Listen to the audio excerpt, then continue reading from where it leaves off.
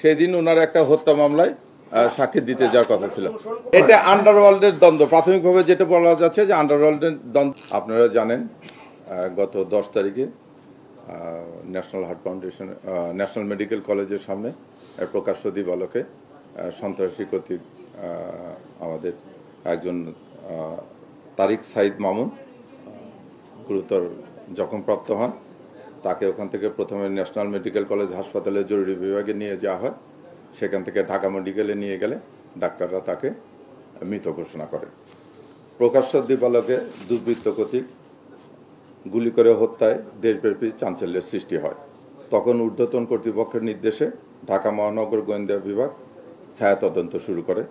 ঘটনাস্থলের আশেপাশে CC footage সংগ্রহ এবং বিশদ পর্যালোচনা করা হয়। প্রাপ্ত গোয়েন্দা তথ্য এবং ফুটেজ বিশ্লেষণের প্রাপ্ত তথ্যসমূহ বিশ্লেষণ করে প্রাথমিকভাবে অপরাধীদের শনাক্ত করা হয়। তাদেরকে গ্রেপ্তারের লক্ষ্যে সিলেট, নরসিংদী এবং ঢাকার বিভিন্ন স্থানে অভিযান পরিচালনা করা হয়।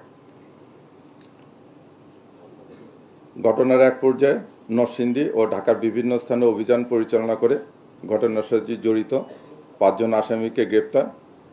ঘটনায় ব্যবহৃত সরবরাহকৃত অর্থ, ঘটনায় ব্যবহৃত মোটরসাইকেল, 2টি পিস্তল, তারপরে আপনার অস্ত্রগুলি উদ্ধার করা হয়। অভিযানকালে আসামি ফারুক, রবিন, শামীম ও রুবেলকে নরসিংদী সদর থানাধীন ভেলানগর হইতে গ্রেপ্তার করা হয়। গ্রেপ্তারকৃত আসামিদের তল্লাশিপূর্বক ফারুক ও রবিনের হেফাজতে থাকা 1,53,640 টাকা উদ্ধার করা হয়, যা আসামি ফারুক ও রবিনকে সন্ত্রাসী রনি হত্যাকাণ্ডের পারিশ্রমিক হিসেবে প্রদান করে। জিজ্ঞাসাবাদে তারা আরও জানায় যে হত্যাকাণ্ডের পর আসামি ফারুক ও রবিন তাদের ব্যবহৃত অস্ত্র ও অব্যবহৃত গুলিগুলো একসময় মুদি দোকানি বর্তমানে কাফরুলের বাসিন্দা শীর্ষ সন্ত্রাসী রনির নির্দেশে আসামি রুবেলের হেফাজতে প্রদান করে। আসামি রুবেল অস্ত্রগুলি প্রাপ্তির পর তা রনিকে মোবাইল ফোনে নিশ্চিত করে।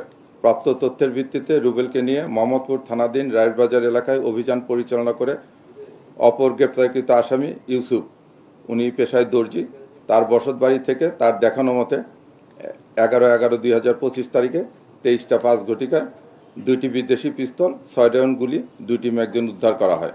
গ্রেপ্তারকৃত আসামি ইউসুফ এবং রুবেল জানায় যে ঘটনার দিন 10/11/2025 তারিখে আসামি রুবেল অস্ত্রগুলি ভর্তি একটি ব্যাগ ইউসুফকে হেফাজতে রাখার জন্য বুঝিয়ে দেওয়া যায়। আসামিদের জিজ্ঞাসাবাদে জানা যায় যে সন্ত্রাসী রনি কর্তৃক আসামি ফারুকের সহায়তায় মামুনকে হত্যার একাধিক পরিকল্পনা ও প্রচেষ্টা গ্রহণ করা হয় এবং আগের পরিকল্পনাগুলো ব্যর্থ হওয়ার পর তখন তারা আগামী 10/11/2025 তারিখে ফারুকের হত্যাকাণ্ডের জন্য বেছে নেয়। ওই দিন নিহত মামুনের মামলায় হাজিরা দিন ধার্য ছিল।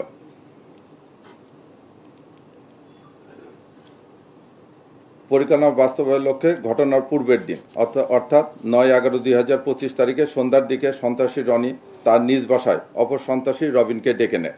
রনি জানায় তার সঙ্গে ফারুক, সুমন, কামাল সহ আরও 2-1 থাকবে, তারা মামুনকে হত্যা করবে। তখন রবিন রনির এই প্রস্তাবে রাজি হয়। সেই অনুযায়ী গত 10/11/2025 তারিখে সন্ত্রাসী রনি 9টায় সন্ত্রাসী রবিনকে ফোন দিয়ে জসকোট এলাকায় যেতে নির্দেশ প্রদান করে। 10টার দিকে সন্ত্রাসী রবিন তার বন্ধু শামীম, যে ঢাকা ডেন্টালের আউটসোর্সিংয়ে লিফট অপারেটর, তার মোটরসাইকেলে চড়ে রবিন জসকোট এলাকায় গমন করে। রবিনের নির্দেশ অনুযায়ী ফারুক, সুমন ও কামাল আরও 2-3 জন অজ্ঞাতনামা, যাদের পরিচয় এখনো আমরা নিশ্চিত করতে পারিনি, জসকোট এলাকায় উপস্থিত হয়। সন্ত্রাসী রনির নির্দেশে ফারুক অটোরিকশা যোগে জসকোট এলাকায় গমন করে। পরিকল্পনা অনুযায়ী প্রথমে সন্ত্রাসী সুমন ও সন্ত্রাসী ফারুককে শুটিংয়ের জন্য রনির নির্দেশ প্রদান করে। এক পর্যায়ে সুমন ও রনির মধ্যে কথা কাটাকাটি হয়। সন্ত্রাসী রনি তখন সন্ত্রাসী সুমনের নিকট থাকা 2টি পিস্তল নিয়ে একটি ফারুককে, অপরটি আসামি রবিনকে হস্তান্তরপূর্বক টার্গেট ভিকটিম মামুনকে হত্যার মিশনে পাঠায়। জিজ্ঞাসাবাদে জানা যায় যে পলাতক সন্ত্রাসী কামালের উপর নির্দেশনা থাকে মামুনকে অনুসরণ করা এবং তার গতিবিধি তাদেরকে জানানো। সেই মোতাবেক সন্ত্রাসী কামাল ভিকটিমের সঙ্গে থাকে এবং তার সংকেত পেয়ে ফারুক ও রবিন ভিকটিম মামুনকে লক্ষ্য করে উপর্যুপরি গুলি ছোড়ে ও মৃত্যু নিশ্চিত করে ঘটনাস্থল ত্যাগ করে। ঘটনার পরেই তারা বেরিবাদের হয়ে রায়ের বাজার যায় এবং রনির নির্দেশ অনুযায়ী রুবেল অপর দুই সন্ত্রাসী ফারুক ও রবিনের নিকট টাকা অস্ত্র গ্রহণ করে তা রুবেলের বন্ধু ইউসুফের নিকট জমা রাখে। পরবর্তীতে রনির প্রদত্ত 2 লাখ টাকা রুবেল, শুটার ফারুক ও শুটার রবিনকে প্রত্যেককে 1 লাখ টাকা করে প্রদান করে। সন্ত্রাসী রনির পরিকল্পনার নির্দেশে সন্ত্রাসী রুবেলের মাধ্যমে সন্ত্রাসী ফারুক ও রবিন শামীমকে ঢাকা থেকে সিলেটের উদ্দেশ্যে পাঠানো হয়। রুবেল নিজেও তাদের সফরসঙ্গী ছিল। ঘটনার পরপরই সন্ত্রাসী রনি আসামি ফারুক, রুবেল ও শামীমের ব্যবহৃত মোবাইলগুলো তাৎক্ষণিকভাবে নিয়ে নেয়, যেন আইন শৃঙ্খলা বাহিনী তাদেরকে ফলো না করতে পারে বা এটা নিয়ে কোনো কাজ না করতে পারে। সিলেটে গমনের পর রবিন ও রুবেলের প্রচেষ্টায় ভারতে প্রবেশের চেষ্টা করে। সেখানে ভারতে প্রবেশের কোনো সুযোগ সুবিধা না পেয়ে তারা সেখান থেকে সিদ্ধান্ত নেয় যে তারা সাতক্ষীরা সীমান্ত হয়ে তাদের এক পরিচিত লোকের মাধ্যমে তারা ভারত গমন করে। তারা ফেরার পথে সিলেট থেকে রওনা হওয়ার পথে আমরা তাদেরকে নরসিংদী থেকে গ্রেপ্তার করা হয় একটি বাস থেকে। আপনারা জানেন যে ছবি দেখা গেছে, ক্যাপ পরা যে ছবি সেটা হচ্ছে রবিন, আর চুল বড় বড়ওয়ালা যে ছেলেটা সেটা হচ্ছে ফারুক, যার একটা টাইটেল আছে যে কুত্তা ফারুক নামে তাকে আন্ডারওয়ার্ল্ডের সবাই ছিল। এই ছিল আমাদের উদ্ধার কাজ। এইরকম একটা চাঞ্চল্যকর ঘটনার আমরা মোটামুটি 26 ঘন্টার ভিতরে আমরা সন্ত্রাসীদেরকে চিহ্নিত করতে পারছি এবং তাদেরকে 32 ঘন্টায় আমরা হেফাজতে নিয়ে, আপনারা জানেন যে এই 48 ঘন্টার আগে আমরা এই রসের উদ্ঘাটন করেছি। এটাতে আপনাদের সহযোগিতা ছিল, সাংবাদিক ভাইরা অনেক সহযোগিতা করছে, মানে তাৎক্ষণিকভাবে ওনারা এই ফুটেজগুলো টিভিতে দেওয়ার ফলে অনেক সুবিধা হয়েছে আমাদেরকে, যে পরিচিত জনরা তাদেরকে শনাক্ত করে আমাদেরকে বিভিন্ন জন ফোনও দিয়েছে। সেদিন ওনারা একটা হত্যা মামলায় সাক্ষী দিতে যাওয়ার কথা ছিল না, ওনারা নিশ্চিত হয়ে গেছে যে ওই দিন উনি ওখানে যাবে, মানে এটা নিশ্চিত হয়ে গেছে যে সেদিন একটা হত্যা মামলা তার সাক্ষী দিতে যাওয়ার কথা ছিল, যে সাক্ষী দিতে এটা যাবে এটা জেনে গেছে তারা নিশ্চিত, সেই জন্য তারা টার্গেট নির্ধারণ করেছে। আপনারা যেটা বলছেন, রনি এক সময় ছিল মুদির দোকানদার ছিল, মুদির দোকানদার থেকে সে এখন একটা সন্ত্রাসী সংগঠনের নেতা হয়ে গেছে। তাদের সঙ্গে আপনি যে কথাটা বলছেন যে শীর্ষ সন্ত্রাসী ইমন এক সময় রনি এবং মামুন তারা সব একই গ্রুপে ছিল, এটা আমরা প্রাথমিকভাবে জানছি। এখন আমরা তাদেরকে ধরে নিয়ে এসেছি, এটা আন্ডার ইনভেস্টিগেশন। যদি কেউ শীর্ষ সন্ত্রাসী এরকম আরো কেউ যদি জড়িত থাকে সেটা আমরা তদন্তের মধ্যে অবশ্যই নিয়ে আসবো। এখন রনিকে গ্রেফতার না করা পর্যন্ত এই জিনিসটা আমরা রনিকে, আপনারা জানেন যে রনিকে আমরা গ্রেফতার করব। এটা আন্ডারওয়ার্ল্ডের দ্বন্দ্ব, প্রাথমিকভাবে যেটা বলা যাচ্ছে যে আন্ডারওয়ার্ল্ডের দ্বন্দ্ব নিয়ে এটা হয়েছে, কারণ এরা তিনজনই একসঙ্গে ছিল। প্রাথমিকভাবে আমরা এটা নিশ্চিত হয়ে গেছি যে নিহত মামুন, রনি এবং ইমন তারা একসময় এক দলভুক্ত ছিল। অন্তত জানেননি যে একজন জেলে গেলে আরেকজন দখল নেয়, এটা তো আসলে চাঁদাবাজি সহ অন্যান্য দখলেদার এলাকার মানে প্রভাব প্রতিপত্তি নিয়ে এদের দ্বন্দ্ব। একজন জেলে থাকলে আর একটা গ্রুপ দাঁড়ায় যায়, তখন ও জেল থেকে বের এসে যাওয়ার পর স্বাভাবিকভাবে চেষ্টা করে যে তার হারানো সাম্রাজ্য বা হারানো ঐতিহ্য ফিরে নেওয়ার জন্য। দ্বন্দ্বটা তো এখান থেকেই হয়, জানো। অবশ্যই চেষ্টা করতেছিল বাবুন তো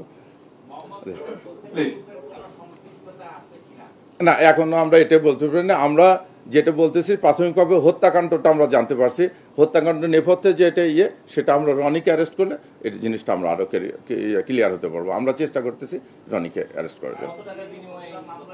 2 লক্ষ টাকা 2 লক্ষ টাকা হয়েছে এবং 2 লক্ষ টাকা পে করছে, তার ভিতর থেকে 1,53,000 সামথিং টাকা আমরা উদ্ধার করেছি তাদের নিকট থেকে। আমাদের গোয়েন্দা তৎপরতা অব্যাহত আছে, আমরা সবাইকে তাদের অবস্থান এবং তাদের কার্যকলাপ সম্বন্ধে মনিটর করতেছি এবং তাদের বিষয়ে আমরা খোঁজখবর রাখতেছি, এটা তো রাখতেই হবে। আমরা এগুলো ভিডিও আপনি যেটা বললেন এটা আমরা পেয়েছি, আমরা বললাম তো যে আমরা এই গোয়েন্দা তৎপরতা অব্যাহত রেখেছি। কেউ যদি কোনো নাশকতা বা আইনশৃঙ্খলা বিঘ্ন করার জন্য কোনো কর্মকাণ্ড করে অবশ্যই আমরা তাদেরকে আইনের আওতায় নিয়ে আসবো এবং তাদেরকে কঠোরভাবে দমন করবো। না, এখন পর্যন্ত আমরা এরকম কোনো পাইনি, আমরা তো কেবল গ্রেপ্তার করলাম। আমরা এখন তাদের বিরুদ্ধে, আপনারা জানেন যে হত্যা মামলাটা হয়নি, আমরা অস্ত্র মামলা করেছি।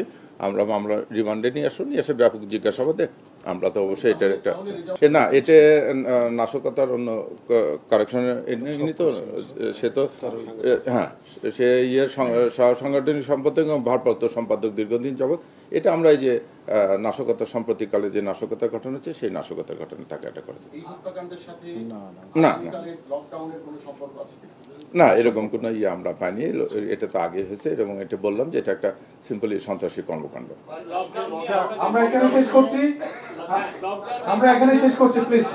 আমরা আগে বলেছিলাম আমরা আতঙ্কিত হওয়ার কিছু নাই। গতকাল আমাদের কমিশনার মহোদয় ব্রিফ করেছেন।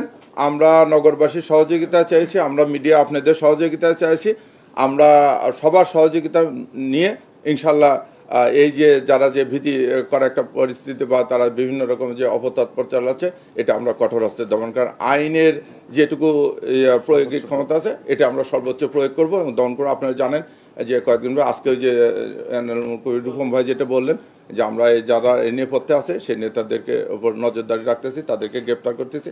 আজকেও এই সংক্রান্তে 44 জন অ্যারেস্ট আছে। ইনশাল্লাহ আমাদের তৎপরতা সবাই থাকবে। আমরা নগরবাসী আপনারা সবাই মিলে ইনশাল্লাহ এই অপতৎপরতা রোধ করবো। ধন্যবাদ।